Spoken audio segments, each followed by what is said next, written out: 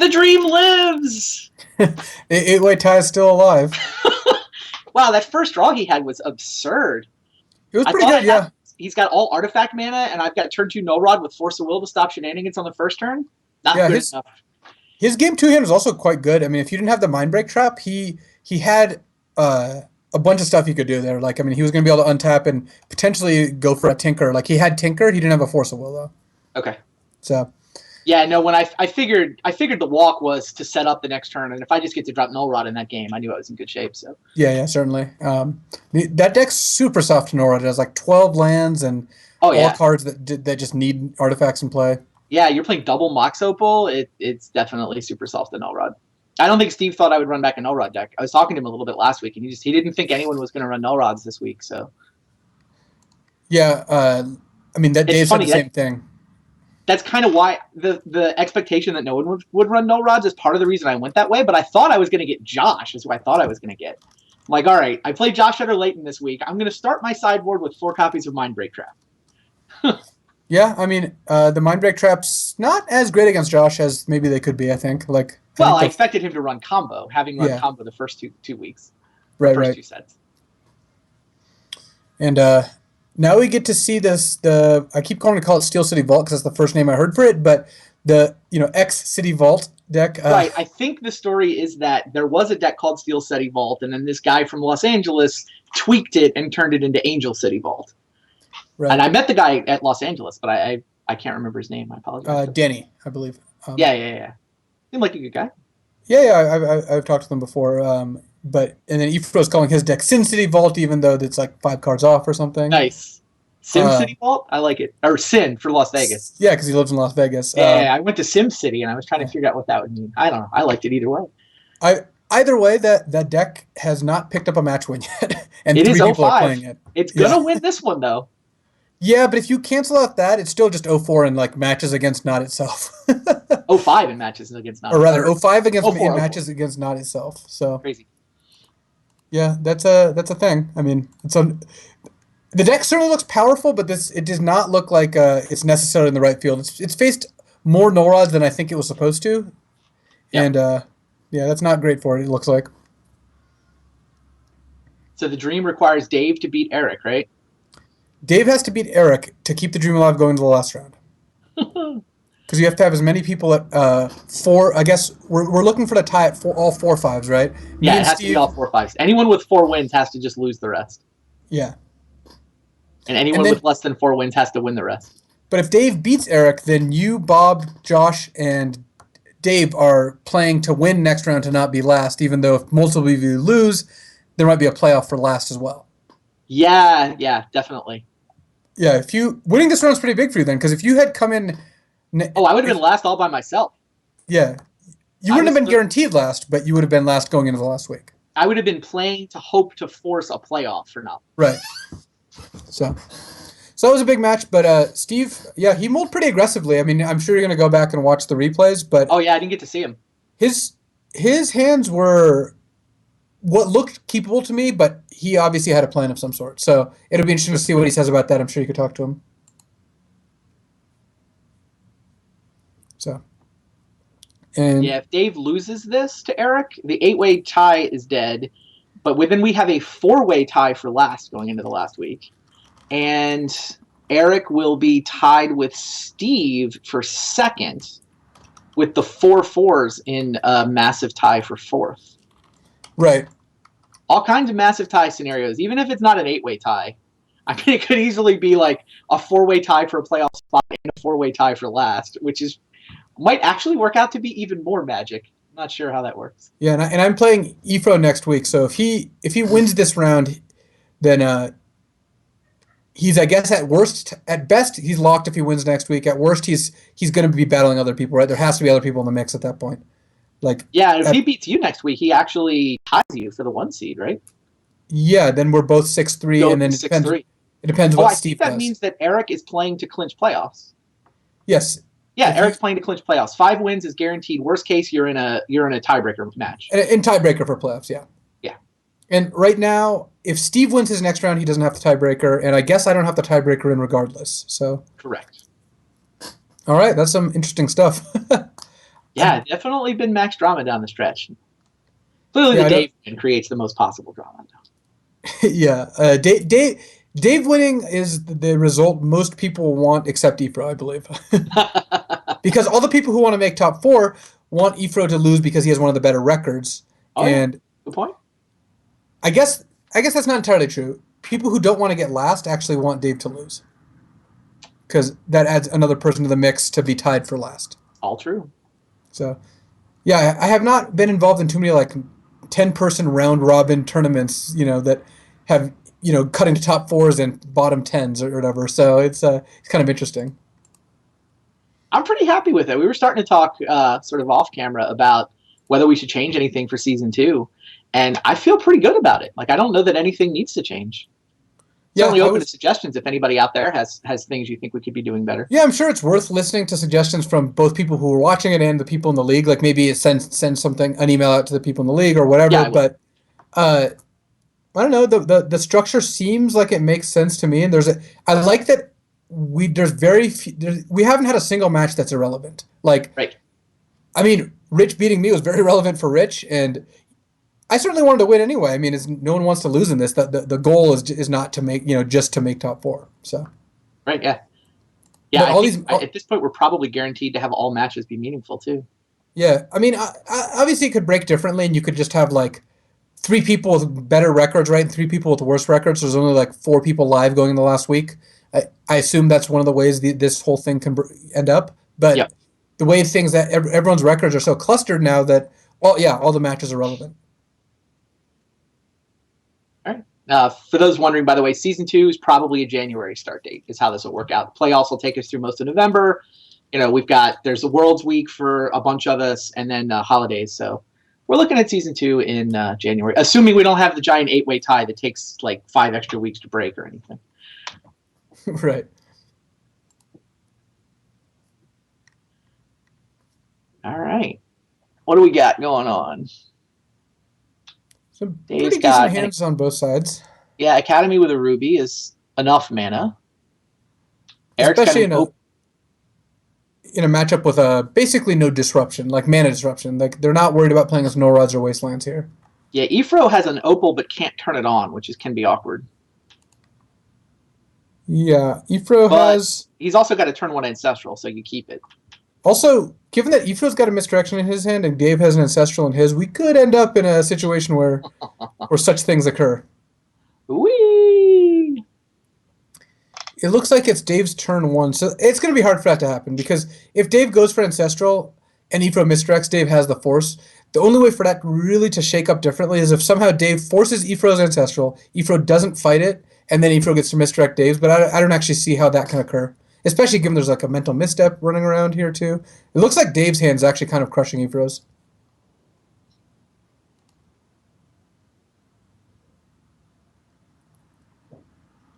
Because Dave gets to basically do it all. Dave could even time walk on turn one and set up a turn two Ancestral plus Ponder with misdirection and Force backup.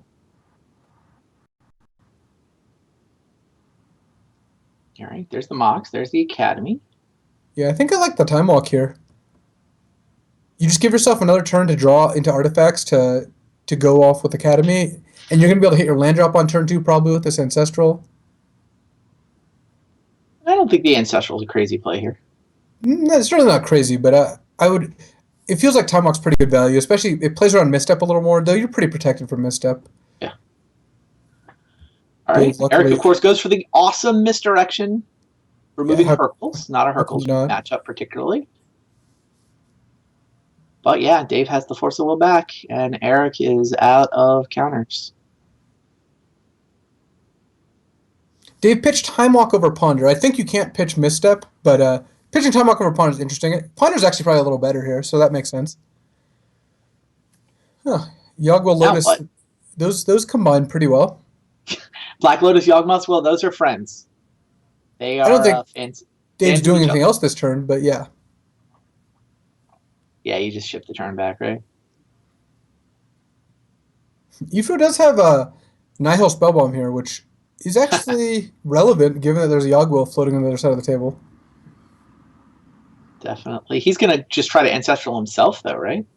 He is. He really needs to draw a misstep this turn. If he draws a misstep, he's actually in pretty good shape. If he Yeah. doesn't draw a misstep, his Ancestral's going to get misstep, and then Dave's going to get to like ponder to set up a giant Yogwill, which is, I mean, with Academy and Lotus, does not need a whole lot of help. Right. He's even got Time Spiral, Tolarian Academy. Those cards go together okay too. Yeah, they do. I haven't been impressed by seeing the Time Spiral here. I at no point has anyone had it in their hand and had it be good, or been in a situation where I'm like, man, they need to draw Time Spiral. Fair. I just don't get the card. It just costs so much mana.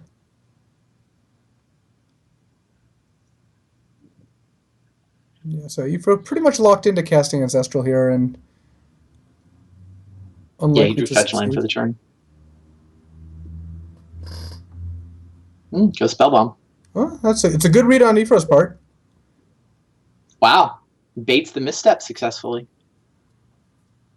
And Ephra playing the Opal, even though it's not active, because he knows the other deck has so many draw sevens. I mean, they're both Of playing the course. same deck, but Yeah, you dump your artifacts in this matchup for sure. No reason to hold Cool. anything back. Jeez. Mana Crypt means he can spiral with decent mana. I don't know if he wants to. no, I think the play here is just like Ponder to try to find another spell, then Yogwill, Ancestral Ponder. I like it. Just cast your own draw seven, but just for you.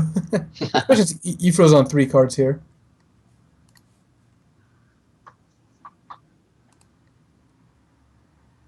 I have such fond memories of Time Spiral. Trying to make a case for it. Your analysis seems depressingly accurate, though. Yeah, I mean, I understand why the card like is powerful, because it certainly's got plays where it makes sense. But you have all this artifact mana that you don't untap. I'm not impressed so far. I mean, this is the 6th match we've seen with the deck, so that's not an incredibly large sample size. I certainly a couple matches more and we could go off, but I don't know. I don't like expensive cards to begin with, and that one's like pretty expensive for maybe not a ton of gain. If you don't have Academy, I just don't see it working. Sure. Transmute Artifact, pretty cool though. I like seeing that card. That's the card I have not seen in a long time. Fair. Yeah, I mean, the defensive Time Spiral is supposed to just be you play all the draw sevens you can get your hands on so that you can find Vault Key. Now, the 6 mana spell that I think is missing is actually Mind's Desire. Ephra actually has that in his list. Okay. And that seems a lot better than Time Spiral to me. I like Mind's Desire in general. Yeah, me too. So Dave can actually set up Yogwill by like transmuting, but actually I think he has enough here. You can just transmute, get Vault or Key, and then transmute again back and do the same thing. Yeah. Yeah, he's going to transmute for Voltaic Key. And then I think he's got enough mana to Yogwill it back and get the Vault, Time Vault, right? Yeah, he certainly does. With the Lotus in there? Very nice. Who needs Ancestral for more cards? I'll just set up the turn 2 win. Take all the turns. With the Time Spiral in hand.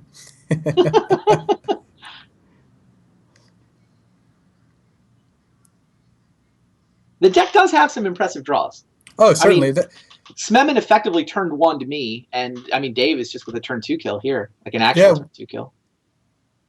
I mean, I'm playing a deck that also does kind of big things too, so I'm not saying that you can't do those things, but it does. That honestly doesn't feel like the best strategy in Vintage right now, and this seems more fragile than most. I guess you don't need Transmute if you just draw the Time Vault. That being said, I mean, it's a Vintage deck that does broken things. Those decks, certainly have their place, and I think we've entered maybe not. I wouldn't say a completely new phase of Vintage, but the impact Treasure Cruise and Dig Through Time have on the format still not quite set yet, but it feels like trying to resolve 6 mana spells and folding to Null Rod is not really the best place to be, especially since the decks that want to fight these Treasure Cruise decks, I think are going to be decks that you don't necessarily want to play against with a deck like this. Oh, sure. Like the kind of decks that people are going to go to say like, oh, I want to beat Treasure Cruise Delver. It's like Stacks. I mean, maybe this deck's good against Stacks, but can you imagine playing this deck against Terra Nova with Null Rods? Like it doesn't. There's no way like that deck's good against Stacks. Yeah.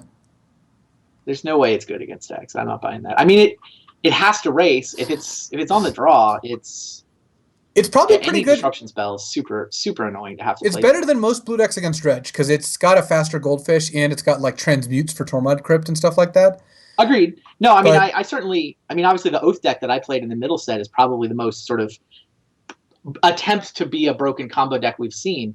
Yeah. And yeah, you can outrace Dredge. You're like a half a turn faster than Dredge, but you don't always outrace them. I mean, the Dredge decks can kill you on turn 2. Tom did, on the play, kill me on turn 2. I had a turn 2 kill, and I never got to untap for my second turn. Yeah. So, like... I mean, Josh played a pretty broken deck, too. The first one, right? He played an even faster version of the combo Oh, deck you're that right. didn't even have oaths. You're right. You're right. He And was more all in on going off. He had baubles where I had oaths. So far that those combo decks went 06. Yes. I think the combo decks are up to 010 now. And that is starting to sound like real data. Yeah. And 010? if you lump this in, because even though it's got more blue cards, it's not really it's not a blue deck, right? It's not No. trying to incremental advantage you. It doesn't have mana gen or anything like that. No, it's just got draw 7s where, like, I had Oath of Druid's Fizzlebrand. They've got, like, the spiral and the wheel and those things. So Dave's got a turn 1 kill here. Does he really? Ifro's got a mulligan. So we haven't seen a turn 1 kill yet. Like, here we are in week 8, right? Match, I guess, 40. Are we going to have our first turn 1 kill? It looks like it. I mean, Ifro's on the mulligan, and if Dave draws a red source, he can go for like a turn 2 kill maybe. Or just go for the turn 1 kill and red blast. Yeah, it just is a turn. He's got 4 mana. He's got turn 1 4 mana for Time Vault Voltaic Key. Eric did mull into a Force of Will, though. And a Flusterstorm. And given how broken this deck is, I suspect he wants to. I don't know. I would be inclined to not play anything turn 1. Yeah, it looks like he's thinking about the top, but you would leave up Flusterstorm? Well, if you play something, I think you play the Preordain, but I don't know. That's what he does. He goes Preordain. You want to pitch it to Force. I would probably leave up Flusterstorm. Like, so far we've seen this deck do a lot of pretty disgusting turn 1s. Dave needs red mana to win turn 1. Mox Ruby or Lotus. He needs Mox Ruby or Lotus. Seals the deal, yeah. I still think you just go for the turn 1 kill, and if it doesn't work, turn 2 you cast Ponder. Yeah, he'll also have a Twister back, although Eric will be pretty low on cards. Well, actually, you can just cast Ponder. What you could do, if you wanted to be conservative, is just go Underground Sea, Ponder now, and look for Force of Will. Chris says in the chat, and he's actually right. It's not a kill. He could die to Mana Crypt. I'm going to count it as a kill. If Dave can't win with, 1.5 damage a turn, I think... I'm sure Eric will make him play it out. We'll know whether it's a turn 1 kill or not.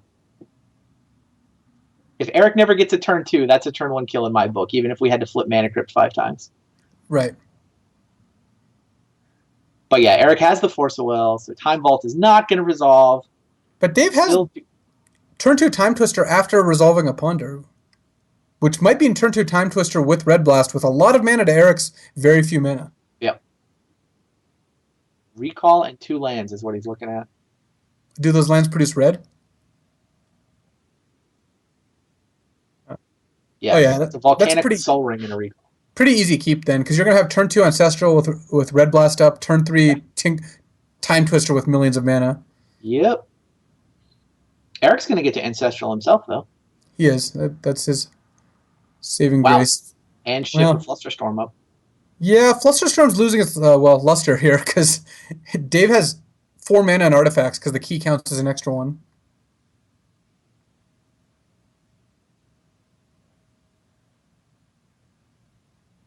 Eric will take the opportunity while Dave's tapped out to Ancestral himself. Ooh, a misdirection. Still not quite going to work unless Ifro can find a mental misstep in the Sensei's top. Yeah, it looks like Dave got booted from MTGO. Yeah, that's why we're playing 60-minute clocks. We'll get him back. Yeah, I'm not too worried. So Ifro now gets to play Sensei's top, play a Scalding Tarn, ship the turn. Dave's going to go for Ancestral with Red Blast up. Ifro's going to misdirect. Ifro's going to spin the top and just pray that he's got a mental misstep waiting. Pretty much. That seems like the sequence of plays that's going to happen.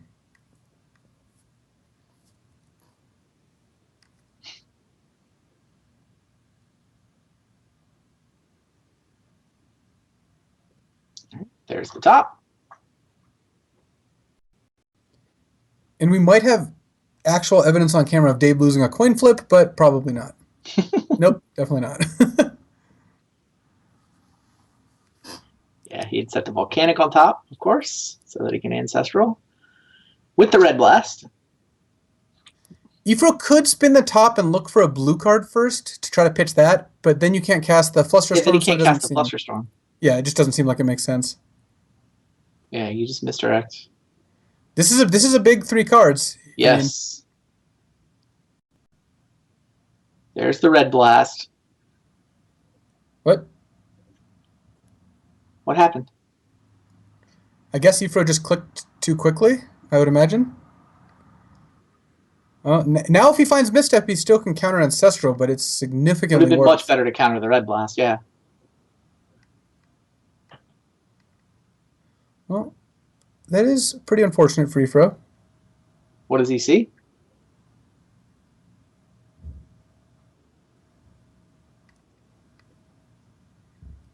Looks like he does not see an answer. Dave can't quite cast Time Twister. He already played his land. So Dave's just on all lands in a Time Twister. Pretty much. It's actually not that bad for Ifro here. Especially if Ifro found like a relevant card in the top 3. Sure.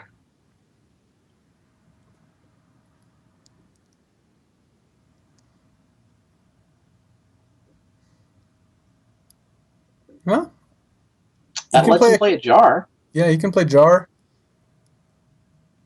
I don't know if he wants to crack the Jar. I feel like waiting a turn I do too. is better when you know land drop and Academy in play. Like, just wait an extra turn off it. Agreed. Well, I don't think this game is going to be decided by the misclick. Because if Ifro found misstep, he still would have used it, and he just didn't. Oh, yeah. So. Agreed. Totally agree. Yeah, misclick had no impact on the game. So Dave gets to go Time Twister after playing a Welder with, I guess, Mana Confluence is probably his best land drop here. Maybe he plays the Scalding Tarn. He's just going to Time Twist. I guess, yeah, Yeah, sorry. it's not insane to just have your land drop available for the Academy. Yeah, he wants to find Academy here. You know, if Dave doesn't win this turn, there's a pretty good chance Ifro does. I agree. He's got a Tinker. And he's got a key. And that'll be enough, probably. Yeah, Eric can't stop him, right? Well, So Eric Tinker can go get Time Vault. Yeah, Eric can sack Jar to look for force. He can also tap top first. But Yeah, Dave has the do. force. So Eric can still find 2 forces in that memory jar, but he's going to have a lot of Force of Wills hidden in that jar. Well, the jar will also hit Dave. Dave might not have a Force of Will in his jar hand. That's true. So he's just gonna hope that he's got the force and Dave does not. Yeah, it's the right play. Dave does have a force. Eric does not. They both have 1 force? Yeah. So now Ifro has to force and hope Dave misses on, and hope to hit off Sensei's Divining Top. All right. Eric does, in fact, force a Will of Tinker out of the jar hand. Dave's going to force back. He wants Time Vault because that wins him the game. And Eric's Force of Will away from the top of his deck, from losing here. Flip the top. And no. Ifro's other out was that Dave drew Time Vault off of the memory card. Oh, yeah, that's legit. That's like 7 out of 40 something. Yeah, it turned out he drew enough and he could also just cast it off that. So still. All right, well, he gets the Time Vault. He untaps the Time Vault, and Eric should just concede here, right? Oh, is there a Mana Crypt? There's not a Mana Crypt in play. Yeah, that should do it. I don't think these jar hands resolving do anything interesting.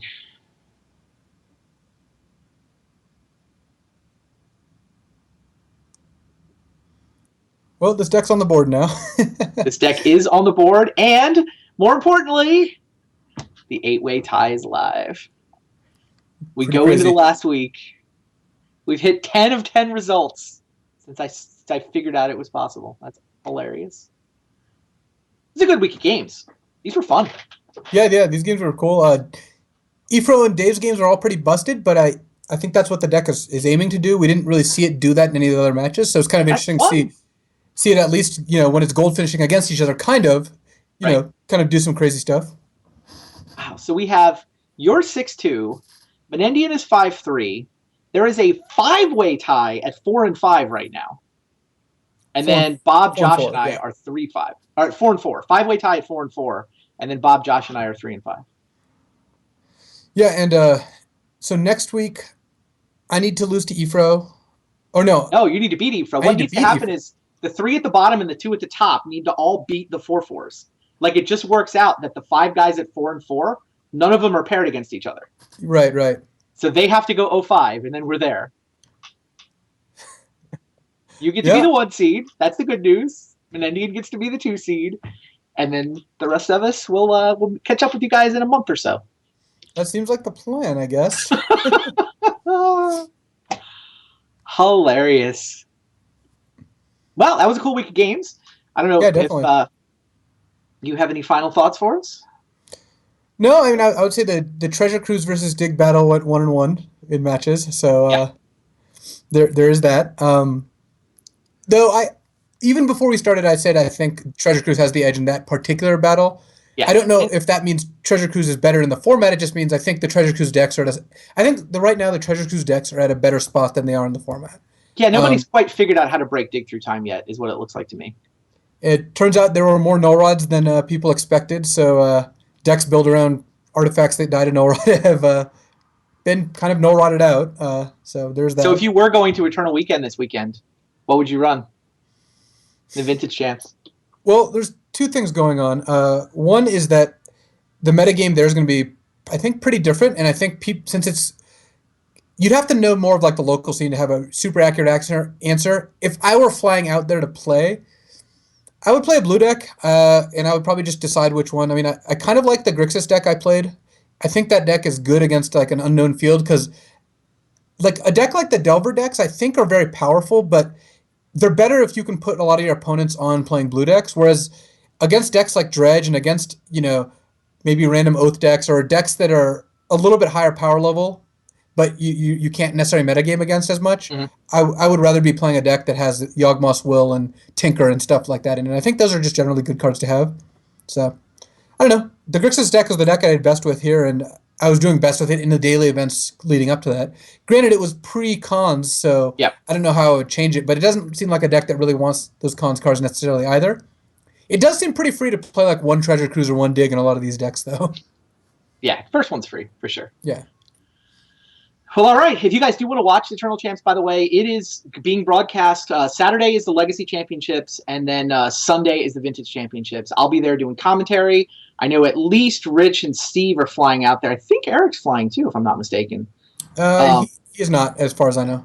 He's not. I heard him talking about sleeving up his powers. I started to think maybe he was. No, I think he's in the same boat as me where we've been traveling so much. I mean, Josh is in the same boat. I talked to Josh also, and I think Yeah. all three of us would have gone to Vintage Champs had it not been directly after 3 weekends gone Yeah. and prior to another weekend gone because we're all going to Grand Prix Nashville. That makes sense. Well, I will see you guys there. You guys maybe watching. I hope all of you out there will tune in to watch. And then next Tuesday, a couple days after Vintage Champs, we get to sort it all out. Final week of the regular season coming up. Maximum possible drama. Everything is still live. Nobody has been eliminated from the playoffs, and there's only 2 guys that have clinched not last. So tune in Tuesday. We'll see how it all shakes out. See you guys then.